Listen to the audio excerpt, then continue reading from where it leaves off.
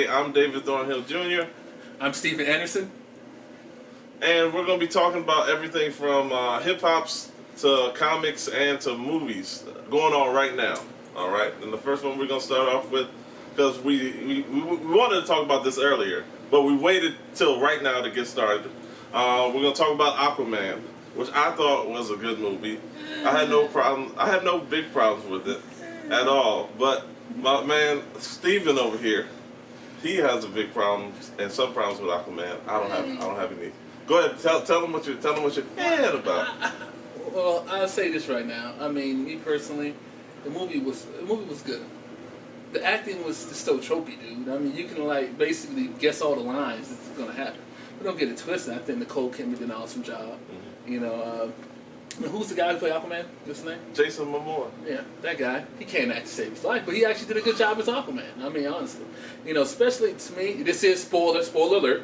You know, spoiler alert. So you know, the best part of me in the movie is when he actually finally got to try it, and he was actually just beasting out and just doing what he does. You know what I'm saying? Doing what Aquaman does. You know, I love the costumes. I love how they got Ocean Master correct. They got Black Manta correct. I like the backstory of Black Manta. How he actually show why he hates Aquaman, even though it's a little different in the comic book, but it's still cool. You know, and you know, I was feeling, like I said, I was feeling all that. But like I said, but just the acting and how, like, you know, like he like the scene in the bar with the bikers. Like he's about to fight the bikers, like, oh, you're the fish guy, blah blah blah blah, and this and that, and I'm like, okay, yeah, you know what I'm saying? I mean, really, I you can predict that? I can understand that. For me, comic book movies, it's okay for them to be predictable. It's a comic book movie, and also when we first saw it, I even said it was a little cheesy, but they leaned into those corny jokes, and I like that. If you're gonna commit to doing those jokes, you better commit to doing all that for the whole movie, and they did. And I didn't think his acting was terrible. I think he did good enough. It was believable. You know what I'm saying? It was believable. Like if you could have did it, you show me an example right now describe a way to make his acting better for that movie. How should he have acted as Aquaman? How she acted as Aquaman? Yes, or as yes. How she acted as Aquaman? You should act like, well, not the pro Aquaman. I mean, dude. I mean, honestly, because like, well, for instance, when they were trying to figure out where the Triton was at, and they were in Italy. Apparently, he was acting dumb as shit to the movie, but my mom wants me to learn history, and that's how I know who all these kings were. Blah blah blah blah blah blah. Come on, man. Hold on. That's a correction here. It wasn't his mom that taught him the history. Okay. Who it told was his dad that taught him about the Greek mythology. Okay. All right, keep going. No, what's the Greek mythology? Yeah, it was Greek mythology. What did I say? Like I said about animated movies, you're right. I think DC's doing it big, but I'll give it the Marvel and Sony pictures because. You know, Miles Morales. Into the Spider-Verse, that was probably their best animated movie. I thought it was the best Spider-Man movie, period. Really? Me, yes, 100%. It was just like, if you were reading a comic book, it was just like that. You know what really stood out to me about that movie? Look at this cover. Bam, Miles Morales #1. Tell me what stood out about this movie. I mean, honestly, soundtrack, bro. Yes. The soundtrack was amazing. You know, it went from Biggie Smalls to Sway Lee, Post Malone. Yeah. You know, I mean, well, I know Post Malone. I don't know who Sway Lee is. Okay. But you know, I mean, part of Race Ramon, I think it is. Oh, Ray Schmurmer. Ray Schmurmer. Oh, the Schmurmer people. Okay, but they great. They had that challenge song, of. Who was that song he was singing though? What was that song? Sunflower. I never heard that song. I gotta check that out. Specifically for that movie. Oh, word? Yes, okay, because I was like, yo, I never heard that song. Yeah, okay. And I usually stay hip somewhat. But yeah, I mean, to me, like I said, the soundtrack just moved me. It all just fell together. Yeah. You're right. You know, I think you're already unbiased about this because you know Homecoming was the Miles Morales story. You guys didn't know that. You know what I'm saying? Yeah. I know. You know, they took the Miles. They just threw Peter Parker in there. This is another one we just got passed in. This is the first appearance of Miles Morales, Ultimate Fallout.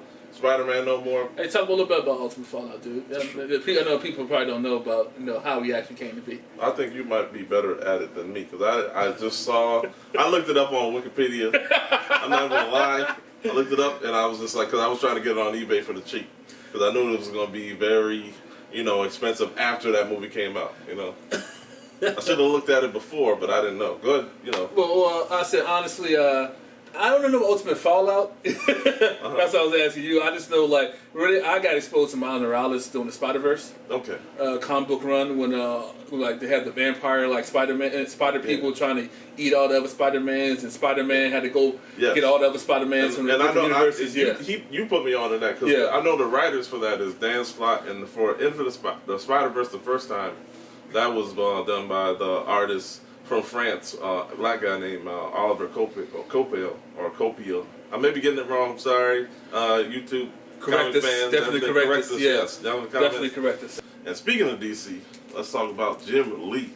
Do you know who Jim? Can you tell the people who Jim Lee is? Jim Lee is one of the. You probably may know. He started off in Marvel, and he had the the highest selling comic book ever with X-Men #1. Right. You can probably go to the comic book store anywhere and still pick that up because it sold about 8 million, maybe 9 million copies. And this is one of his covers for the new Batman, The Damned. And he's the head editor of DC. He's the head editor of DC. Yeah, something like that. Right. Is it? Yeah, he's I thought it was Dan Didio. I think it's Jim Lee. I think he's like chief executive. I know he's up there or something like that. Yeah, he's up there. He's up. Y'all gonna correct this anyway. You don't know. If we get it wrong, it's okay. Yeah. I'll take all the smoke. It's okay. Bring it all. I'll take all. But I'll say this: if you guys in the comics get something done by Jim Lee, this guy's amazing. Yeah. And if you can get him to sign it, maybe CCG that shit. CGC. Yeah, or CGC. Whatever. But this guy is amazing. I mean, honestly, I love his art style, and he's a brilliant artist, and he's been in the game for a long time, and he's one of the founders of Image Comics too. So that's pretty big. Yeah. So, and he does amazing variants, and the variants. So we're talking about variants. The variants I really like. The people really sleep on the hip hop variants. Yes, man, dog. The hip hop variants is amazing. Dave can go into it, but we have this one here done by Prince with Batman and Batgirl on it. Yep. And to me, this is amazing. The artwork, it's like the Purple Rain movie cover. Yes. And that's just amazing to me. And but Dave can go a little bit more in detail about hip hop variant covers. Yep. Go ahead, Dave. Before we get to the hip hop variant covers, I'm gonna get this is another one. This is the Superman, but done in the style of the Superfly poster from the 70s. Right. And this was when I think this was made in 2015. They were doing these covers. Warner Brothers. They were doing the Warner Brothers movie poster cover. I just picked up one because Midtown had 75% off, and it was only like 78 cents for a Westworld Sinestro one. Because Westworld came out originally in like the 70s. It was done by Michael Crichton, the guy who made Jurassic Park and other books. And I saw that. I was like, this is great. I couldn't believe it. So I wanted to pick that up and get it too. And we have the Magic Mike one. Yes, which is definitely one our producer loves, our director loves. You see, they got their shirts off in the style of Magic Mike. I guess this guy's supposed to be Channing Tatum, and this guy's supposed to be the guy from True Blood that's married to Sofia Vergara. Oh yeah. I saw her in real life. Oh my gosh, bad as hell. True Blood, nice, very nice. I'm gonna tell you right now, True Blood, titties. Check it out. Anyway, you were saying. Well, Game of Thrones also titties and such. If you want that, it's okay. I love the I directed like Spartacus. Yeah. That's not too many titties. And then this is another one. This is another one. This is the Batman, but it's done in the style of the Mask. And this is important. And this is when Scott Snyder and Greg Capullo teamed up again. Because those are the people that brought you the Batman medal. I think what's the other one? Court of Owls. That's the one. Court of Owls. Yeah. They did that one. And also, they're very good people. I went to the panel over at Awesome Con. It was great. This one is their cover that's done based off of the Mask movie. So see that shit is tight. Tight. I mean, and me personally, I'm into variant covers. I mean, because I think they tell a better story than the regular cover. So I mean, honestly. I love variants, so I'm more big into that. So, Dave, you wanted to talk about something? Oh yeah, the hip hop covers. Yeah. The hip hop covers, I try to collect all of them, but most of them are pretty much sold out. The one I had the most, especially after our producer told us we had after we saw Miles Morales, we was like, man, make sure you have this Miles Morales #1 with the Nas Illmatic hip hop cover for for that. It was amazing. Where everybody going to, I say must have. So I call them Yes, top must picks. have. Must have Top that you need picks. if you're a collector of comic books, you know, that you really need to have. I know. Collector. I know one definitely. I have this Stan Lee memorial one. Ooh, this is with this actually is Uncanny X-Men #5, The Return of Cyclops. You know what I'm saying? Yep. And if you want a comic to get, you need to get a copy of The Return of Cyclops. And we'll go into the story a little bit more later in a different episode. And R.I.P. Stan Lee. yeah, R.I.P. Stan Lee. Then again, the new run of X-Men, the Uncanny X-Men. Yeah. Now we are hoping that X-Men pay an appearance in the new Infinity Wars movie. Yeah, Disney, yeah. I hope you're listening. Yeah, please. Infinity Wars 2, because y'all have the rights. They probably did it already. I hope they heard us. But what you too. let's see, what you One of recommend? my, I mean, out of all these comics, one of my topics, of course, I like Damned. It's mainly famous because of the whole penis incident in the first one, but I thought it had a really great story, and also it's hard to get a first print, so we have a #2 here for you.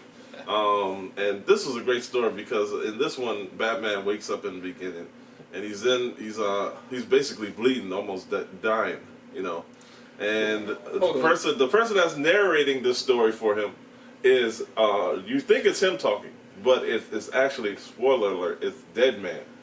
And he is narrating and trying to help Batman get back to becoming better health. Dave, Yep. let's be real. What made this comic book famous is that Batman has a picture of his penis in it. Now, that's why I won't get the comic, but that right there, that's it's basically that's a unique print. And you want to look for unique prints when you actually go for comics, because the uniqueness. Like they made like for instance, it's a static shot with a condom on the cover with him and his girlfriend. Yep. They actually pulled those because it didn't go with DC's sex-friendly, positive look or whatever. Yep. But if you can find one, it's actually worth a little bit of money. I mean, so if you're going to look for, that's why first prints are, definitely key. And we'll definitely have some examples of first prints. I know I have a couple. And Dave has a couple. I have a couple. And we can go over, and I have some second prints that I can show you the difference of what changed. Like, usually, they take off an X or they take off a W or something, or they draw Batman's cowl differently, or, they have Wonder Woman without a sword. Yep. And to keep going on with that, they had another X-Men comic back in the day where they had some Muslim sayings in it from the Quran, where they didn't want that. And then also, if you can grab any one of these Batman WB movie posters, that would be great. See, these are all great. And, that'll be the end of the first episode of the Freedom Cafe. And if you like what you saw, go ahead and like our channel, subscribe. Any questions, any type of art you want to, send to us, put it down in the comments, or just send it to our email, send it to our links. Like us. We're everywhere. Freedom Cafe, #1. And first thing I like to say, rest in peace, Stan Lee. Rest in peace. He is an icon that we all can agree with, that changed the game. From Spider-Man to the First Family. If you know the First Family is, that's the Fantastic Four. The Revolutionary we did with X-Men. Avengers.